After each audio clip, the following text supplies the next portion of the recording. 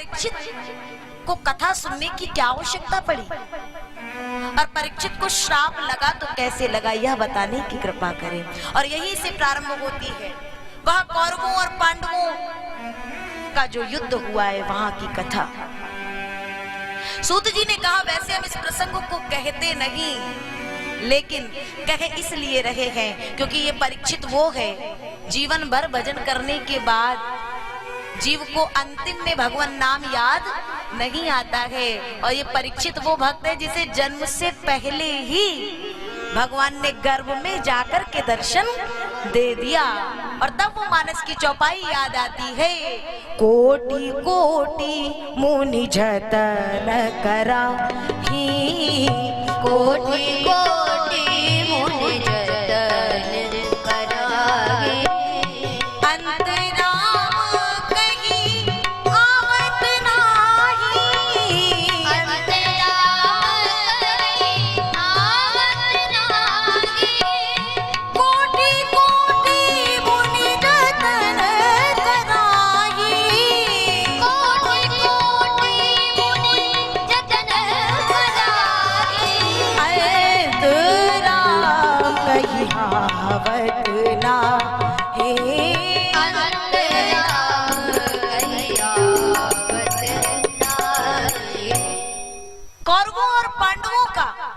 घमासान युद्ध चला है।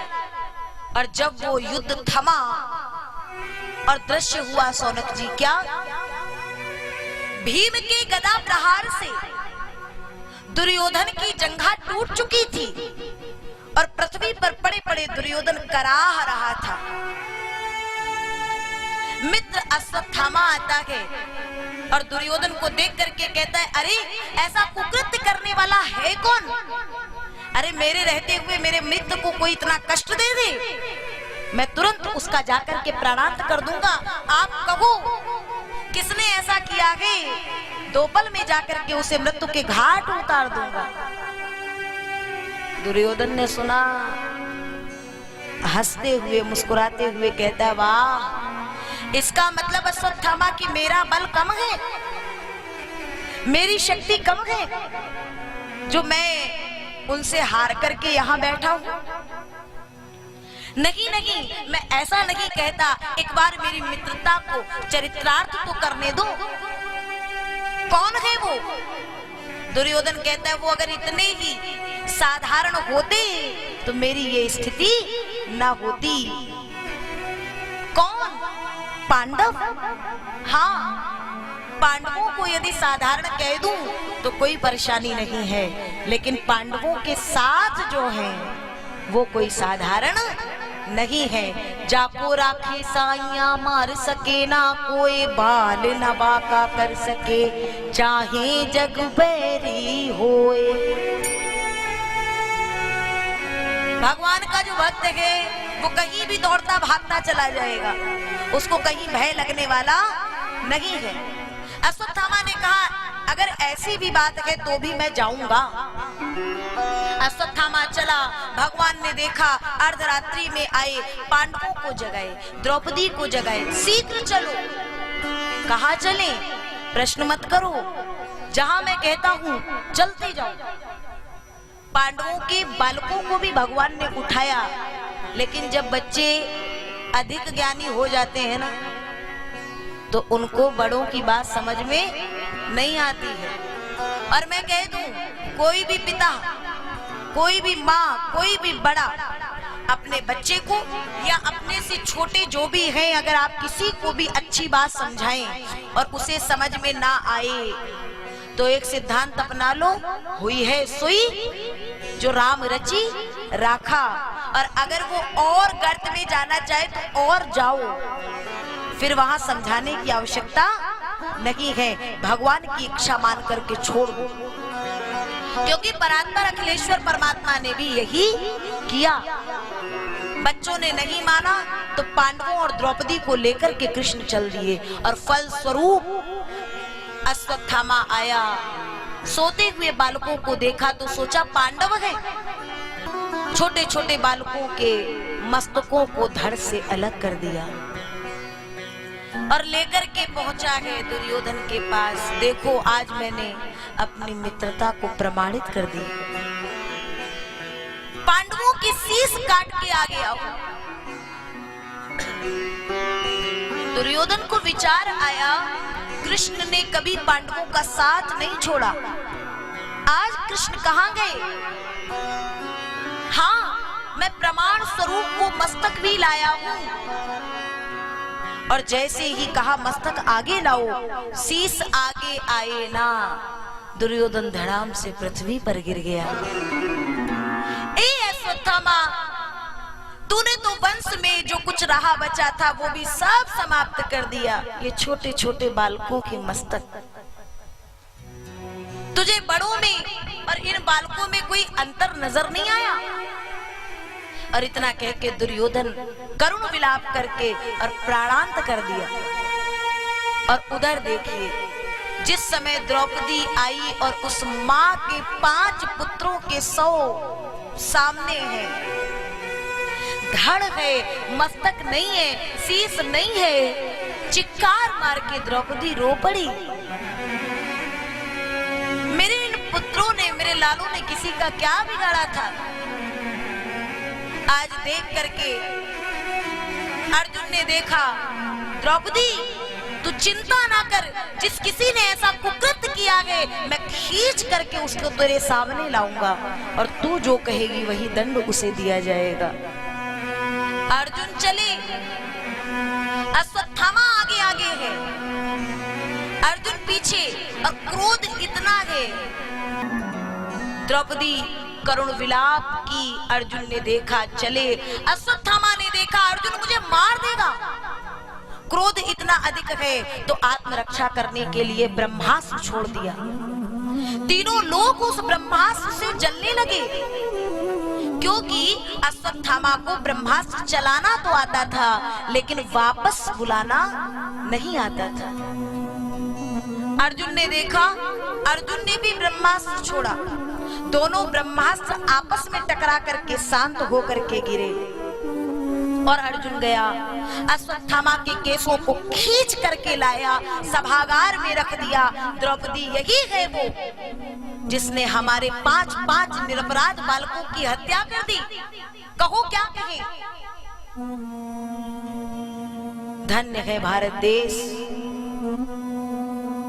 और धन्य है यहाँ की माँ, मातृशक्ति कम करके। द्रौपदी कहती है, मुंचताम मेष, ब्राह्मणों नितराम गुरु, इन्हें छोड़ दो, ये ब्राह्मण हैं, फिर गुरु के पुत्र हैं। अगर इनको मार भी दोगे तो भी मेरे मृतक पुत्र लौट के वापस आने वाले नहीं हैं। और याद करिए, इनके पिता ने जो शिक्षा इन्हें नहीं दी, वो शिक्षा, वो विद्या आपको दी। ये आपके गुरु के पुत्र हैं, और अगर इन्हें कुछ हुआ और इनकी मां के हृदय से आह निकलेगी तो मेरे पुत्र तो नहीं रहे, मेरे पतियों पर कोई आँच आए, ऐसा मैं नहीं चाहती। छोड़ दो। भीम कहते नहीं, मार दो। द्रौपदी कहती छोड़ दो। अब करे तो क्या करे? तो भगवान ने इशारा दिया, ब्राह्मण का अपमान उसकी मृत्यु से बढ़कर के दुखदाई होता है। यद्यपि जगत दारुण दुख नाना, सबते कठिन जाति अपमाना। अश्वत्थामा के मस्तक पर जन्म सिद्ध मणि थी, उस मणि को निकलवा लिए और धक्के मार करके सभागार से बाहर निकाले।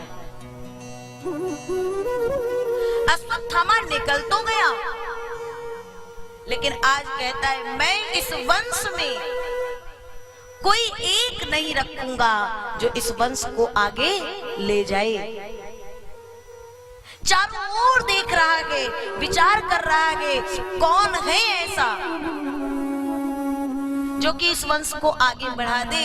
और भगवान श्री कृष्ण द्वारिका की ओर जाने के लिए तैयार है, और उतने में ही अश्वत्थामा ने देखा है उत्तरा गर्भवती है, उसके गर्भ में जो बालक पल रहा है वंश को आगे बढ़ा देगा। ब्रह्मास्त्र छोड़ दिया है, महाभारत के युद्ध में उत्तरा का जो पति है अभिमन्यु मारे गए हैं और उत्तरा सगर्भा थी। अश्वत्थामा ने ब्रह्मास्त्र छोड़ा, उत्तरा दौड़ती रोती हुई आई है गोविंद के श्री चरणों के पास। पाही पाही महायोगिन देव देव जगतपते नान्यं त्वद्भयमुपश्ये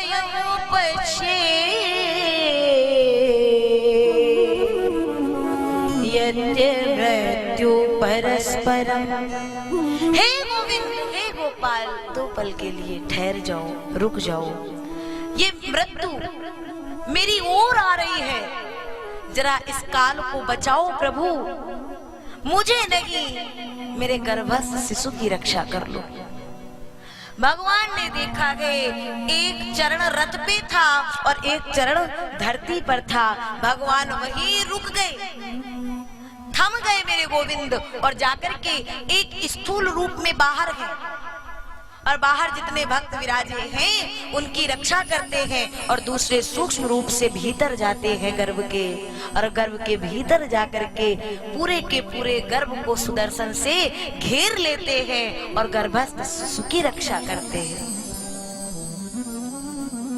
ब्रह्मास्त्र शांत होता है और भगवान ने देखा और विदा लेकर के जब आगे बढ़ने को चले ना, तो वो कुंती आई और कृष्ण के चरणों में गिर गई। प्रभु, आज तक हम जितने भी हैं ना, वो आपके वास्तविक रूप को पहचान नहीं पाए। किसी ने आपको अपना भाई जाना, किसी ने आपको अपना मित्र जाना, किसी ने भतीजा जाना। और देखो एक बात कि परब्रह्म परमात्मा भी अगर आपके सामने आएगा और आपने इन्हें इन सांसारिक बंधनों में ही रखा ना, तो भगवान कभी भी अपने मूल रूप को आपको दिखाएगा नहीं। भगवान एक बार भी किसी के सामने उस विराट रूप को प्रकट नहीं किए। कुंती ने कहा, प्रभु, लेकिन आज मैं पहचान गई कि आप इतने साधारण नहीं हो जितना आप दिखा रहे हो। आज वो परब्रह्म परमात्मा हमारे सामने है। दुर्योधन के क्रोध से हमें बचाया, लाक्षागृह की दधकती हुई आग से हमें बचाया, महाभारत के पूरे युद्ध में सबको बचाया, और अभी अभी जलते हुए ब्रह्मास्त्र से हमें बचाया। ए गोविंद, मैं आज तक आपको पहचान नहीं पाई थी, अब कुछ थोड़ा सा वो रूप पहचानी हो तो ये कुंती आपसे कुछ चाहती है। कहो ना, आप जो मांगेंगी मैं दूंगा। कुंती ने कहा, बस विपदा संतु न सस्वत तत्र तत्र जगत गुरु भवतो दर्शनम यशाद पुनरभव दर्शनम। यही भागवत की कथा बताती है कि भक्त भगवान से क्या मांगता है।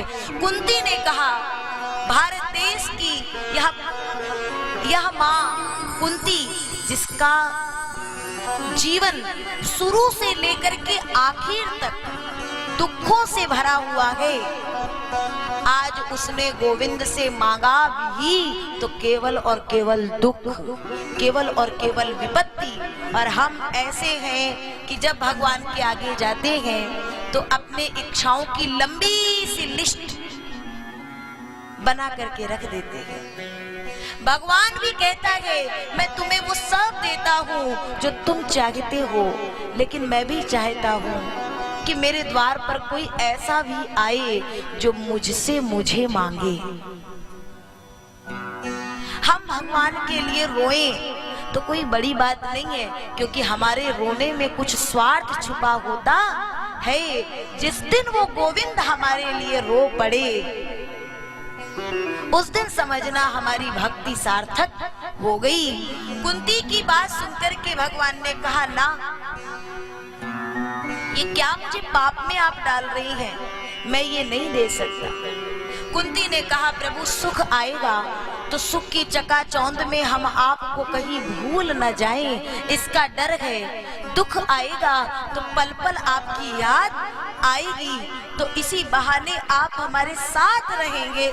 सुख के माथे सिल पर जो मेरा हृदय दे जाए, और बलिहारी बा दुख की जो पल पल नाम जपाए। गोविंद ने कहा मैं तुम्हें ये वर नहीं दे सकता हूँ कि तुम्हारे जीवन में दुख रहे, लेकिन हाँ ये वर जरूर देता हूँ कि तुम्हारे जीवन के किसी भी एक पल, किसी भी एक क्षण के लिए मैं तुमसे कभी दूर नहीं होऊंगा। और इतना कह करके मेरा गोविंद जब चला तो कुंती मैया को साधुवाद दिया, धन्यवाद दिया और कहा तूने मुझे रोका है। मेरे एक भक्त, आज मुझसे बड़ा अपराध हो जाता, मेरा एक भक्त मेरी राह देख रहा है। कौन? पितामह भीष्म। बाणों की सैया पर पितामह पड़े थे। पितामह ने पूरा जो युद्ध देखा है, बहुत पहले ही बाणों की सैया पर आ गए हैं और पूरा युद्ध वहां से देखते जाते हैं। और कोई आता है, आने की आहट होती है तो लगता है, आने की आहट हो तो लगे मेरा गोविंद आया है। इच्छा मृत्यु का वर प्राप्त है, लेकिन संकल्प है कि जिस समय देहांत काले तुम सामने हो,